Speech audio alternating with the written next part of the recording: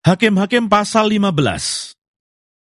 Simson melawan orang Filistin. Beberapa waktu kemudian, dalam musim menuai gandum, pergilah Simson mengunjungi istrinya dengan membawa seekor anak kambing, serta berkata, "Aku mau ke kamar mendapatkan istriku." Tetapi ayah perempuan itu tidak membiarkan dia masuk.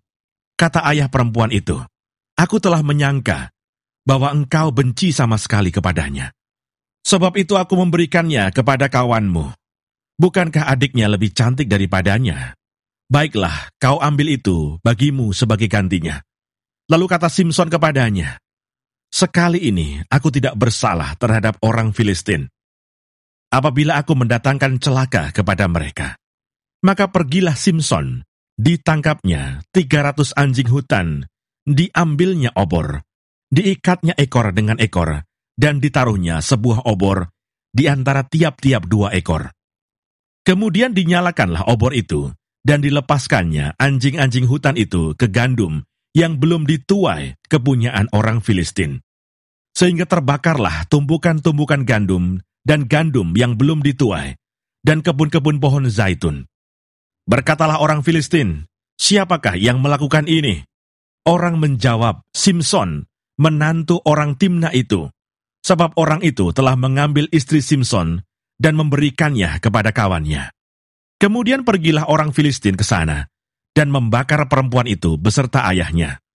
Lalu berkatalah Simson kepada mereka, "Jika kamu berbuat demikian, sesungguhnya aku takkan berhenti sebelum aku membalaskannya kepada kamu." Dan dengan pukulan yang hebat, ia meremukkan tulang-tulang mereka. Lalu pergilah ia dan tinggal dalam gua di bukit Batu Etam. Lalu majulah orang Filistin dan berkemah di daerah Yehuda, serta memencar ke Lehi. Berkatalah orang-orang Yehuda, "Mengapa kamu maju menyerang kami?"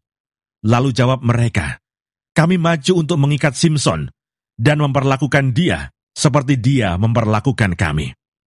Kemudian turunlah 3.000 orang dari suku Yehuda ke gua di gunung Batu Etam dan berkata kepada Simson, "Tidakkah kau ketahui bahwa orang Filistin berkuasa atas kita? Apakah juga yang telah kau perbuat terhadap kami?" Tetapi jawabnya kepada mereka, "Seperti mereka memperlakukan aku, demikianlah aku memperlakukan mereka." Kata mereka kepadanya, "Kami datang ke sini untuk mengikat dan menyerahkan engkau ke dalam tangan orang Filistin." Tetapi jawab Simson kepada mereka, "Bersumpahlah kepadaku, bahwa kamu sendiri tidak akan menyerang aku." Lalu kata mereka kepadanya, "Tidak, kami hanya mau mengikat engkau dan menyerahkan engkau ke dalam tangan mereka, tetapi membunuh engkau kami tidak mau." Maka mereka mengikat dia dengan 2 tali baru, dan membawa dia dari bukit batu itu. Setelah ia sampai ke Lehi dan orang-orang Filistin mendatangi dia dengan bersorak-sorak, maka berkuasalah roh Tuhan atas dia, dan tali-tali pada tangannya menjadi seperti batang rami yang telah habis dimakan api. Dan segala pengikatnya hancur, tanggal dari tangannya. Kemudian ia menemui sebuah tulang rahang keledai yang masih baru. Diulurkannya tangannya, dipungutnya, dan dipukulnya mati 1.000 orang dengan tulang itu. Berkatalah Simson, "Dengan rahang keledai, bangsa keledai itu kuhajar. Dengan rahang keledai, 1.000 orang kupukul."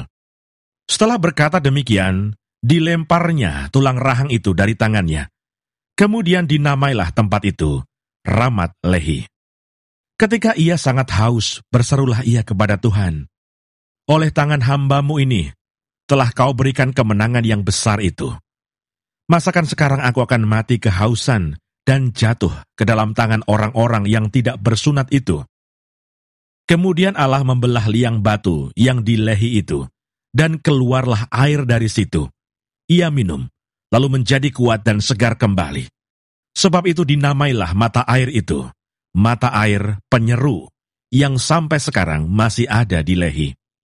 Ia memerintah sebagai hakim atas orang Israel dalam zaman orang Filistin 20 tahun lamanya.